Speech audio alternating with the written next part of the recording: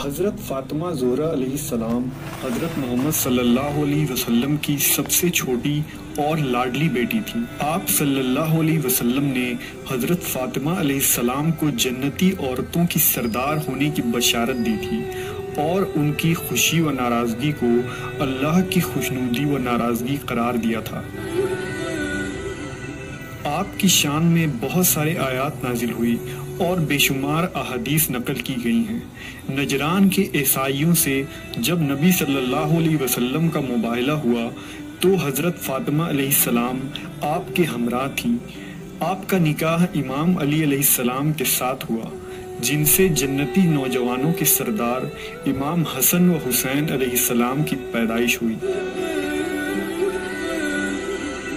آپ صلی اللہ علیہ وسلم کو حضرت فاطمہ علیہ السلام سے شدید محبت تھی۔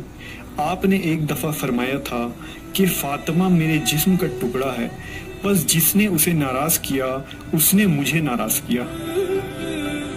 ایک دفعہ کا ذکر ہے کہ حضرت امام حسن اور امام حسین علیہ السلام دونوں بیمار ہو گئے تو حضرت علی علیہ السلام، حضرت فاطمہ علیہ السلام اور ان کی خادمہ نے منت مانی کہ اگر یہ شفا یاب ہو گئے تو ہم 3 روزے رکھیں گے۔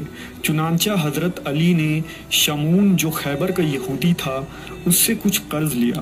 ایک روایت ہے کہ کام کر کے اجرت کے طور پر کچھ پیسے لیے اور ان تھوڑے سے پیسوں سے سحری و افطاری کا اہتمام کیا۔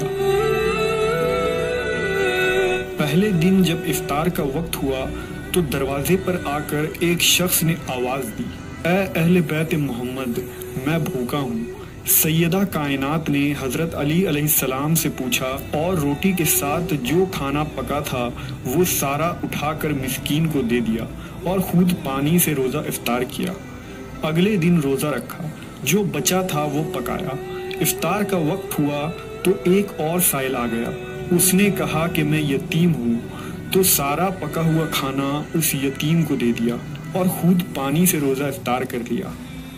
تیسرے دن روزہ رکھا، پھر سائل آ گیا، اس نے کہا کہ میں قیدی ہوں، خدا کے لیے مجھے کچھ دے دے، میں بھوکا ہوں، پھر سب کچھ اس کو دے دیا اور خود پانی سے روزہ افطار کر لیا۔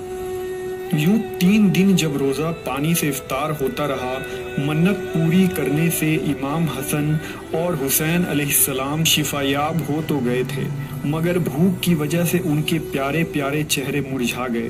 حضرت علی علیہ السلام اور خاتون جنت حضرت فاطمہ علیہ السلام کے چہرے بھی مرجھا گئے تھے۔ جب نبی صلی اللہ علیہ وسلم تشریف لائے اور حضرت علی، حسن و حسین اور سیدہ فاطمہ کا چہرہ دیکھا تو پوچھا، کیا ماجرا ہے؟ انہوں نے بتایا، یا رسول اللہ، ایسا واقعہ ہوا۔ اس سے نبی صلی اللہ علیہ وسلم بہت غمگین ہوئے کہ میری شہزادی بیٹی نے کتنی قربانی دی ہے۔ میرے شہزادوں نے 3 دن کیسے بھوک سے گزارے کہ اس اثنا میں جبرائیل علیہ السلام اترے اور حاضر ہو کر عرض کرنے لگے، یا رسول اللہ، اللہ نے سورہ دہر کی آیات نازل فرمائی ہے۔ اللہ نے یہ آیات سیدہ فاطمہ علیہ السلام اور ان کے گھرانے کے لیے تحفہ بھیجی ہے، اس لیے کہ جب انہوں نے نظر مانی تھی تو افطار کے وقت وہ اللہ کی محبت میں کسی دن مسکین، کسی دن یتیم اور کسی دن قیدی کو کھانا دیتے رہے۔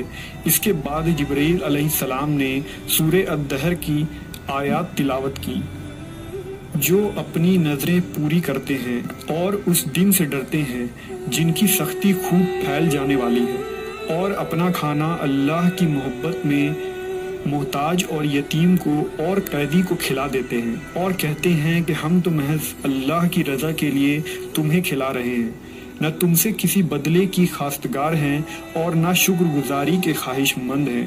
ہمیں تو اپنے رب سے اس دن کا خوف رہتا ہے جو چہروں کو نہایت سیاہ اور بدنما کر دینے والا ہے۔